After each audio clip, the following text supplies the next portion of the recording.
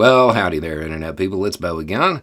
So today we're going to talk a little bit about President Lincoln and being a conservative and being a progressive. And you may find out something about President Lincoln that you don't know. I've mentioned it on the channel before, but it's been a really, really long time.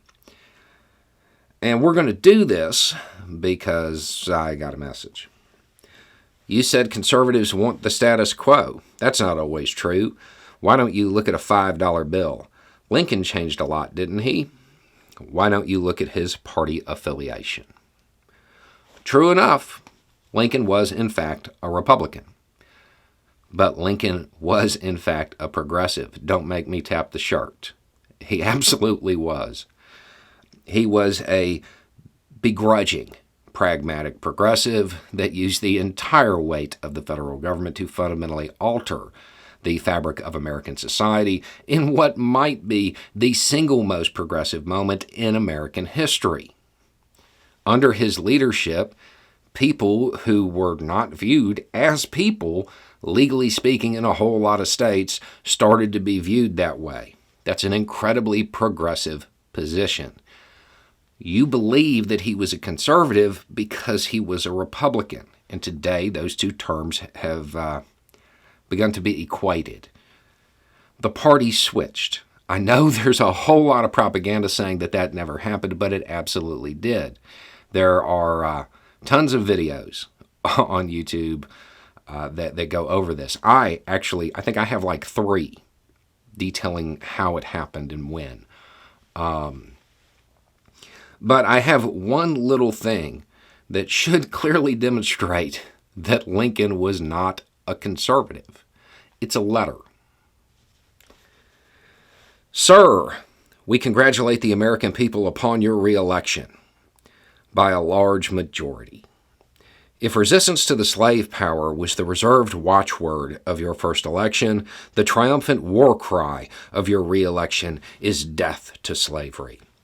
From the commencement of the titanic American strife, the working men of Europe felt instinctively that the Star-Spangled Banner carried the destiny of their class. And it goes on and on and on because this guy was really long-winded. Do you know who wrote that? Karl Marx. You know, a lot of conservatives getting fan mail from Karl Marx and the organizations he represented. I mean, that doesn't seem like something that would happen, right? President Lincoln got fan mail from Karl Marx. I'm fairly certain that might secure his position as at least somewhat progressive. The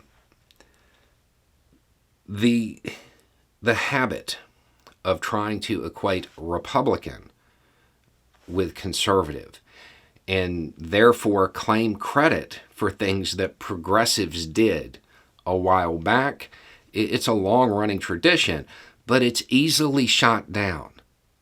The people who wanted the status quo, the conservatives under Lincoln, they had their own flag. They decided they were going to leave the Union, and that they started making all kinds of flags for themselves. Who carries that flag today? Is it progressives or is it conservatives? Lincoln was a progressive. This isn't really something that's up for debate. Yeah, he was a Republican, because the Republican Party was the more progressive of the two at the time. That seems like it should go without saying. Lincoln was a progressive, not a conservative. The switch happened. It's a thing. Lincoln got fan mail from Karl Marx. Lincoln is responsible for one of the single most progressive moments in American history. There is no way for the conservatives of today to claim him. That's just not historically accurate. Anyway, it's just a thought. Y'all have a good day.